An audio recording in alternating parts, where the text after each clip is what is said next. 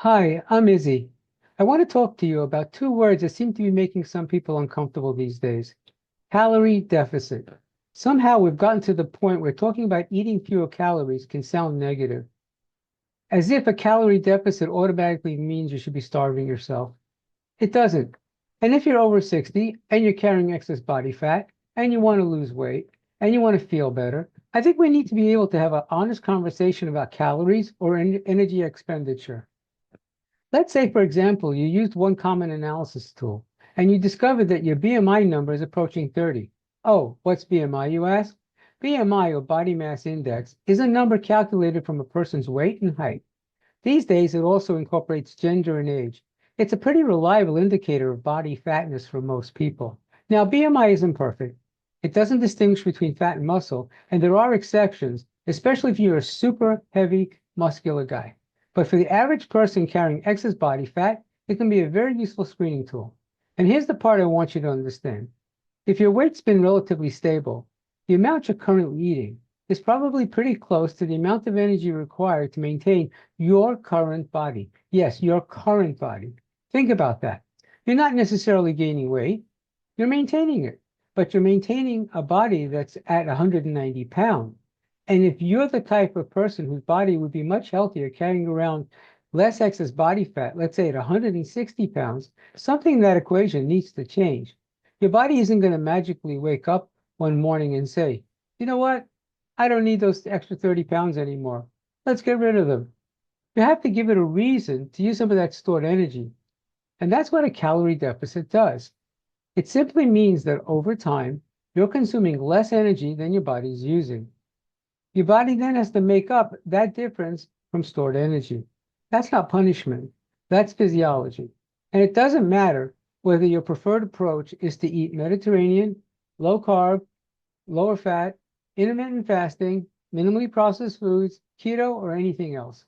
Different approaches can absolutely affect hunger, nutrition, satisfaction, and how easy a food program is to be followed.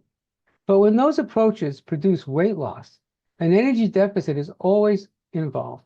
That's a fundamental component of weight reduction. Now, you've probably heard the phrase, eat less and move more. People criticize that phrase, and I understand why, because losing weight can be much more complicated than just four words. But your appetite matters, your environment matters, sleep matters, medications can matter, medical conditions can matter, your habits matter, and your biology also matters. But here's the distinction. Complicated doesn't mean the energy equation disappeared. If you're maintaining excess weight and want to reduce it, eventually you'll have to create an energy or caloric deficit. And there are always two sides to that equation. There's the energy coming in and the energy going out. And that's why the chart that I'm showing you right now becomes very interesting. And I'll tell you why. Look how much activity it takes to burn just a few hundred calories. An hour of walking at 5 kilometers per hour might burn only just a couple hundred calories, depending on your body size and other factors. Does that mean walking isn't worthwhile? Of course not. Walking can benefit your cardiovascular health, your mobility, your glucose regulation, mood, and overall fitness. But here's the mistake. Don't ask exercise to erase your diet. You can consume calories way faster than you can exercise them away. And that's why for most people, trying to lose excess body fat, nutrition has to be part of the equation. And here's where over 60 even makes this more important. I don't want you creating the biggest caloric or energy deficit you can in the shortest time possible. I don't want you starving yourself. I don't want you eating so little that you're constantly exhausted. And I certainly don't want you celebrating because you lost 30 pounds if you also unnecessarily sacrifice significant muscle and strength along the way. For older adults with excess fat, experts emphasize moderate energy restriction. Preserving muscle and physical function become increasingly important with age. So here's the way I want you to think about it. Don't just eat as little as possible. Instead, learn to eat appropriately for the body you're trying to build and maintain. If your current eating pattern maintains 190 pounds and your healthy goal is to be substantially lower, you're probably going to have to change that eating pattern. Maybe portions become smaller. Maybe some calorie-dense foods become less frequent. Maybe liquid calories disappear. Maybe you eat more foods that provide protein, fiber, and nutrients for fewer calories. And yes, you may have to actually simply eat less. There's nothing shameful about that. And at the same time, move more. Walk, do cardio, stay active throughout the day, do strength training, and particularly after 60, give your muscles a reason to stick around by using them. But don't turn exercise into punishment for something you ate. Food and exercise have different jobs. Nutrition can help us control the amount of energy coming in. Movement contributes to the amount of energy going out and provides enormous health benefits. And resistance training helps us maintain something extremely valuable as we age.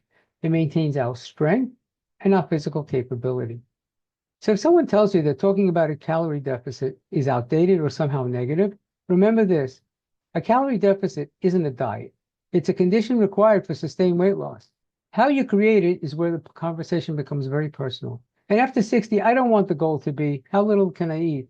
I want the question to be, how can I eat enough to nourish my body while no longer feeding the excess weight I'm trying to lose? That's a very different mindset. Eat a little less, move a little more, protect your muscle, and give it time. Because we're not trying to create the smallest body possible in the shortest amount of time. We're trying to create a healthier body that you can maintain for the rest of your life. I'm Izzy from Age Strong by Izzy. Stronger today, healthier tomorrow. Age strong every day.